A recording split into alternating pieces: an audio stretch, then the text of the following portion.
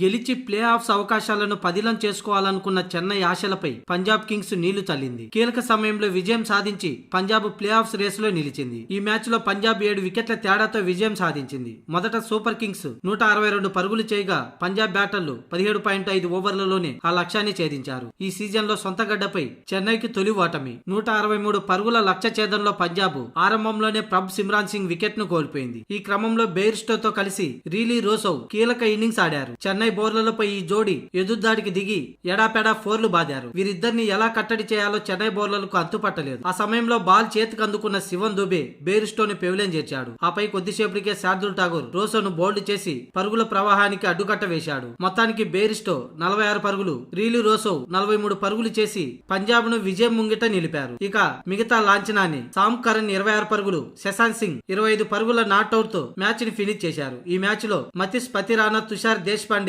లేని లోటు చెన్నై జట్టులో స్పష్టంగా కనిపించింది. ఇక అంతకు ముందు టాస్ ఓడి బ్యాటింగ్ కు దిగిన చెన్నై 7 వికెట్లు కోల్పోయి 162 పరుగులు చేసింది. కెప్టెన్ రుతురాజ్ గైక్వాడ్ ఒక్కడు 62 పరుగులు చేయగా ఇతర బ్యాటర్లంతా కలిపి 100 పరుగులు చేశారు. ఆ 100లో ఎగస్ట్రాలు 18. ఇక ఫుల్ ఫామ్ లో ఉన్న శివన్ దూబే 0 పరుగులకే పెవిలియన్ చేరాడు. దీంతో 7 వికెట్లు కోల్పోయి సిఎస్కే 162 పరుగులు చేసింది. ఆ లక్ష్యాన్ని 17.5 ఓవర్లలో పంజాబ్ కింగ్స్ ఛేదించి గెలిచి పాయింట్ల టేబుల్లో 8వ స్థానం నుంచి 7వ స్థానానికి ఎగబాకింది. ఇక చెన్నై 10 మ్యాచ్లకు గాను 5 విజయాలతో 10 పాయింట్లతో 4వ స్థానంలో ఉంది. చెన్నై ప్లే ఆఫ్ చేరాలంటే ఖచ్చితంగా మిగతా 4 మ్యాచ్ల్లో తప్పక గెలవాల్సిన పరిస్థితి.